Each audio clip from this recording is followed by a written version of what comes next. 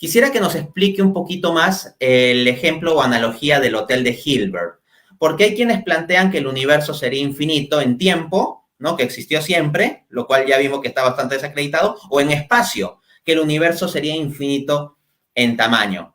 Y más bien el Hotel de Hilbert mete problemas a tal aserción. ¿Podría desarrollar un poco al respecto?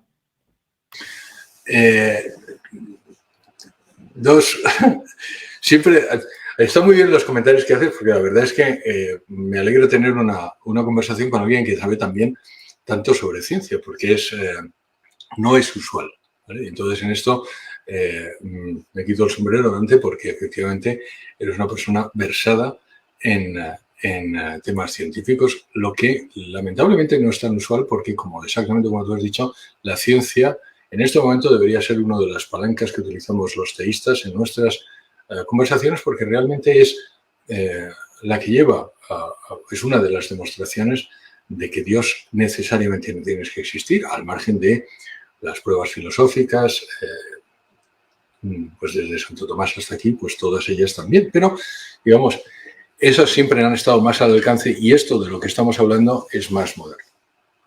Sobre Hawking y el tema de la gravedad, efectivamente, lo has dicho muy bien. De hecho, la mención de John Lennox la hago también en el libro, pero es que además el señor Hawking, cuando dice que el hecho de que la gravedad exista demuestra que el universo... Bueno, ¿y quién creó la gravedad?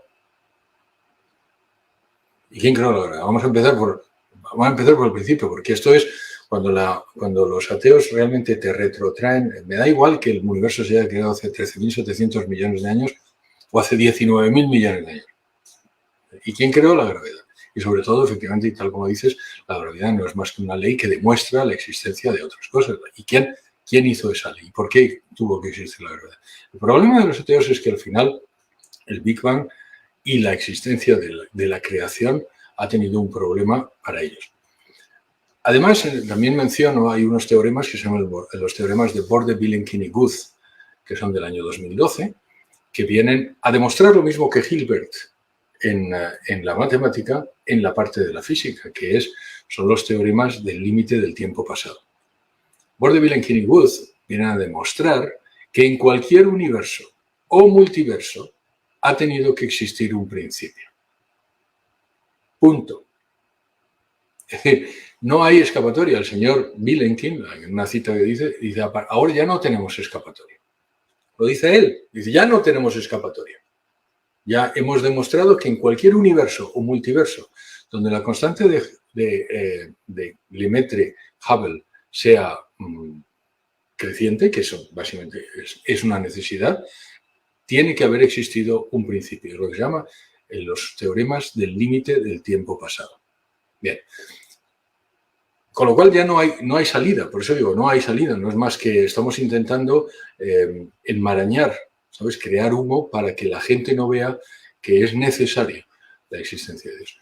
Hay una cosa que has mencionado, y ahora te contesto sobre Hilbert. Hilbert viene a demostrar eso mismo en matemáticas. Hilbert es un poco proceloso la explicación, pero vamos, la negación de los infinitos actuales de Hilbert viene a demostrar que no existe tal cosa como un infinito actual. Existe un infinito potencial o existe un infinito como lo que nosotros venimos a decir, Dios es infinito en su potencia, es decir, que realmente es inmarcesible, que no tiene límites, es ilimitado, porque infinito significa ilimitado en ese sentido.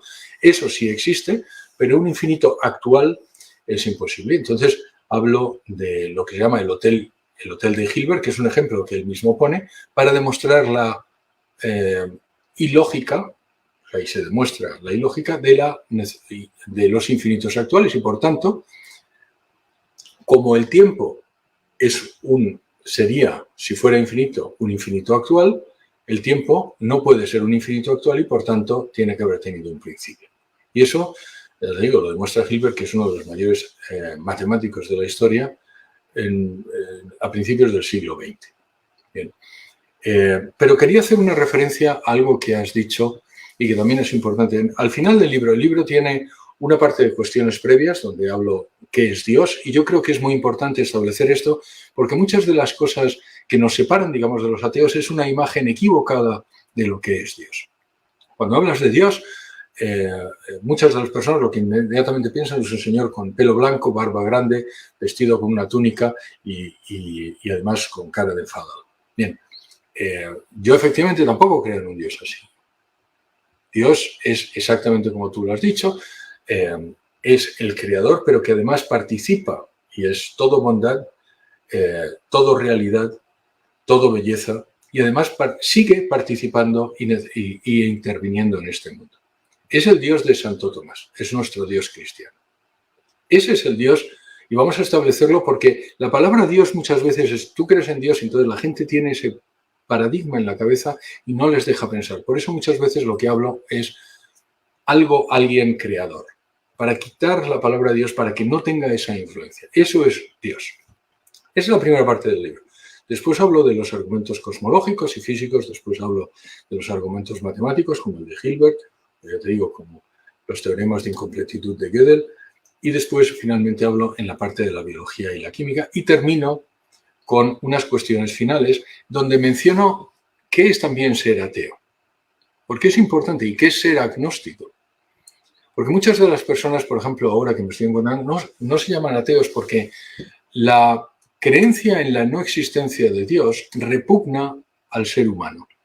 Repugna intelectualmente. Uno de los ejemplos que pongo es que se han hecho test con niños que no han sido educados de una forma u otra y el ser humano es necesariamente y naturalmente teísta. El ser humano naturalmente cree en Dios. Incluso hay un test que se ha hecho entre ateos norteamericanos y entre finlandeses y donde se demuestra que son naturalmente teístas. Es decir, el ser humano tiene internamente la necesidad de creer en Dios. ¿Bien? Entonces, eso hace que las personas les repugne el ateísmo y se quedan diciendo que son agnósticos, que es lo que yo llamo el mar de los sargazos. El mar de los sargazos es ese mar donde no puedes salir. ¿No? Es un mar que existe, que es un único mar que no tiene costas, que realmente hay corrientes circulares y que es muy difícil salir. Cuando una persona llega al agnosticismo, es difícil salir del agnosticismo porque es una especie de sitio confortable donde no tengo que manifestarme que Dios existe y no tengo que decir que Dios no existe, cosa que ya sé que no es verdad. Bien, el agnosticismo yo creo que es una postura legítima si es temporal. Es decir, si una persona está buscando y por tanto, pues estoy temporalmente, es un parking lot, ¿sabes? Es un parking donde de ahí voy a salir. Si eso se convierte en un sitio donde realmente lo que no quiero es no me molestes, y es también, como digo muchas veces cuando dices, ¿crees en Dios? Y la respuesta es no lo sé y déjame en paz. Eso es el agnóstico que se ha quedado confortablemente en el agnosticismo. Y de esas cosas también hablo. Y una de las cosas también que me ha llamado la atención, que es una pregunta que yo tenía cuando escribí el libro y cuando porque todo este libro sale también de unas conferencias que empezamos a dar, porque exactamente como tú has dicho, aunque yo soy el presidente de WTN en España, pero también tengo una historia previa que era, pues de científico o de compañías científicas y también de empresario. Entonces, una de las cosas que me sorprendía es cómo los científicos pueden ser ateos. ¿Cómo es que hay científicos que sabiendo todo esto pueden ser ateos? Entonces, desarrollo esa parte y menciono varias de las posibilidades que hacen que los científicos puedan ser ateos. Una es, le hemos hablado ya, la soberbia, otra es el miedo. Yo no quiero manifestarme como algo que no. Y otra muy importante es la psicología. Y esto es lo que viene también a romper este libro.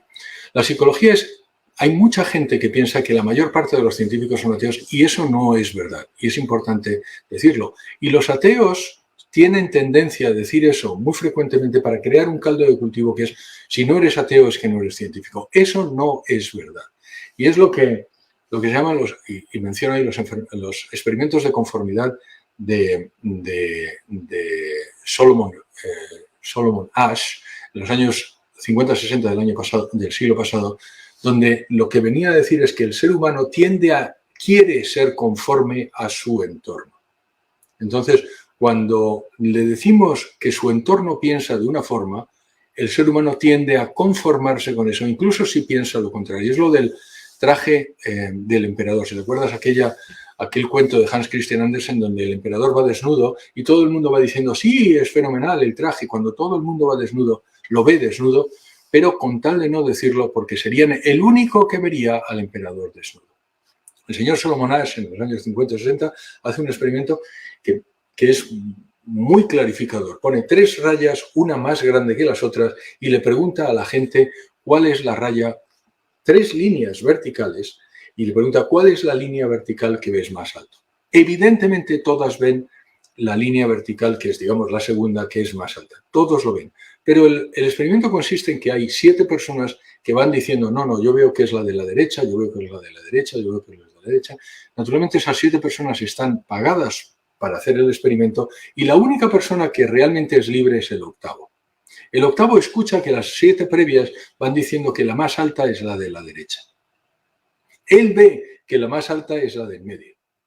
Lo que es interesante es que solo menos de un 25% de las personas tuvieron la valentía de decir, no, yo veo más grande la del centro, porque se han conformado con las otras 7 previas. No sé si me he explicado. Es decir, es importante, la persona es capaz de cambiar lo que está viendo con tal de conformarse con su entorno. Por eso, gran parte de los ateos lo que están intentando es crear un entorno donde decir públicamente que eres científico y eres creyente sea una anormalidad, de tal forma que no tengas la valentía de decirlo. Decía un profesor de psicología, también creyente, que se llama Rollo May, que decía que lo contrario de la valentía no es la cobardía hoy, es la conformidad. Es decir, yo quiero conformarme con mi medio. Yo quiero estar como todos los demás, no quiero ser distinto.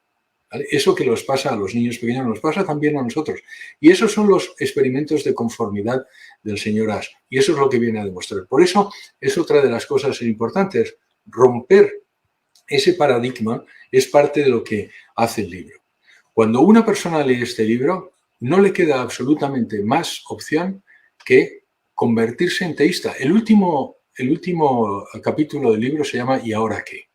Porque el libro se mantiene en vamos a demostrar la existencia de un Dios creador. Pero una vez que has creado, que sabes que hay un Dios creador y que además interviene en nuestro mundo, naturalmente tienes que pensar que ese Dios creador ha creado una religión para que nosotros podamos estar con él en la vida futura. Que es también lo que creía el señor Gödel. En una de las cartas a su madre, que menciono aquí, le decía a su madre, naturalmente tiene que haber un mundo futuro, porque las matemáticas prácticamente obligan a creer en ello.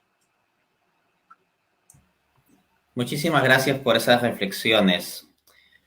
Se ve pues que hay toda una riqueza detrás de la escritura de este libro, todo un enfoque amplio a nivel de datos científicos, de análisis intelectuales, filosóficos, pero también la reflexión existencial. Ciertamente se requiere valentía hoy en día para defender la fe, para alzar la voz a favor de la fe. Uno puede tener su fe a nivel privado tranquilo, o sea, uno puede ser un creyente para sí mismo en esta sociedad tranquilamente, pero sí, a nivel público quiere hacer manifestación y defensa de su fe, ahí vienen las dificultades. Los enemigos de la fe no tienen problema con públicamente, en instancias públicas, atacar la fe, burlarse de la fe, y no pasa nada. Y nosotros los creyentes tenemos la responsabilidad de hacer brillar la luz de Cristo. Cristo dijo, ustedes son la luz del mundo, Mateo 5:14. Nadie enciende una luz para esconderla abajo, sino que la pone en lo alto para que alumbre a todos. Y dentro de las luces que nos ha dado Dios está también la luz de la razón natural. Y así, con la luz de la razón natural, nosotros podemos acceder a ciertos descubrimientos científicos y podemos hacer razonamientos filosóficos a partir de ahí. De hecho, el apóstol Pablo en Romanos 1, del 19 al 21, dice que si nosotros reflexionamos sobre el mundo visible, podemos llegar a que existe un Dios poderoso y sabio. Que es la lógica de las vías de Santo Tomás de Aquino, partir de principios del mundo observable por medio de una reflexión filosófica para llegar a la conclusión de la existencia de Dios. Y como bien muestra el libro, ¿no? Nuevas evidencias científicas sobre la existencia de Dios, Lo que tenemos es todo un conjunto de evidencias recientes que confirman todos estos puntos. De este modo, quiero cerrar la entrevista haciendo un llamado a los creyentes a que hagan brillar la luz de su fe con estos elementos intelectuales que permiten compartirla mejor para con el mundo, para que no creyentes puedan venir a la fe. Y asimismo, a los no creyentes decirle que sinceramente la única postura razonable es la del agnóstico provisional. Es decir, aquella persona que se encuentra en un proceso de búsqueda sobre estas cuestiones a fin de definir el asunto de la existencia de Dios. Y en esa búsqueda, si sigue propiamente la razón, ni siquiera digo que tenga que hacer un salto de fe, llegará a que Dios existe. Que Dios existe es una proposición a la cual podemos llegar por la razón natural. El propio Concilio Vaticano I de 1870 afirma esto, que por la razón natural se puede llegar a la existencia de Dios. Hay personas que creen erradamente que la fe religiosa es para la existencia de Dios. No, la fe religiosa presupone que Dios existe y más bien tiene que ver con promesas especiales de la relación con Dios, cosas específicas de la vida eterna, etc. Entonces quiero hacer ese llamado también a las personas no creyentes a que tal vez vean la posibilidad de ubicarse mejor en la situación del agnóstico provisional. No digo el agnóstico cómodo, que infinitamente quiere rechazar, evaluar la cuestión de Dios diciendo, no, es que yo soy agnóstico y simplemente no toma partido infinitamente en su vida, ¿no? Hasta que termine su vida. No, el agnóstico provisional es precisamente provisional, es decir, no me defino por lo uno o lo otro, pero estoy en un proceso de búsqueda sincera, búsqueda rigurosa. Y dentro de esos elementos, para poder hacer esta búsqueda, creo que el libro provee muy buenos elementos que tienen que ser pensados y razonados. José Carlos, no sé si quisieras dar unas últimas palabras. No, primero, darte las gracias, Dante. Estoy 200% de acuerdo en todo lo que has dicho. Para todos aquellos que nos ven y que son católicos o cristianos, hay que defender la fe. A mí hay una cosa... mira, como te he dicho, yo era empresario y al final hay una frase de nuestro Señor en el Evangelio que es importante recordar y es si cuando llegue el momento tú das razón de mí, yo te defenderé, o yo daré razón de mí, razón de ti delante de tu Padre cuando llegue el momento. Pero si me dejas, lo dice con estas palabras, pero es básicamente si tú reniegas de mí, yo renegaré de ti cuando llegue el momento. Entonces es otra de las promesas de nuestro Señor que dice que en ese momento, en fin, nosotros tenemos que dar, como dice San Pedro, razón de la esperanza con humildad, con cariño, con consideración, pero tenemos obligación de dar razón de nuestra esperanza. Como tú has dicho, es difícil en ocasiones, y a mí me ha sido, yo era el número 2 de una compañía francesa de distribución, donde el consejero delegado era masón y era completamente católico, era mi jefe y yo era el número 2. Y entonces, pues hay veces que es difícil dar razón de esa esperanza, pero a mí me resuenan esas palabras, oye, si tú reniegas de mí, yo renegaré de ti en el momento importante. Pero también hay que recordar que nunca ha sido fácil, no es que ahora lo tengamos difícil, que nunca ha sido fácil, en ningún momento, ni en la Edad Media era fácil realmente ser verdaderamente cristiano, dar razón de nuestra esperanza y además proclamar el Evangelio. Nunca lo ha sido, eso es también una promesa de nuestro Señor, nos dijo que nosotros no somos de este mundo, nosotros somos la sal del mundo. Y sin nosotros, el mundo no se salvará, pero no dice que sois como el mundo. De hecho, la Madre Angélica de W también decía eso. Dios te eligió desde el primer momento de la creación para que vinieras al mundo y lo cambiaras, no para dejarlo como está.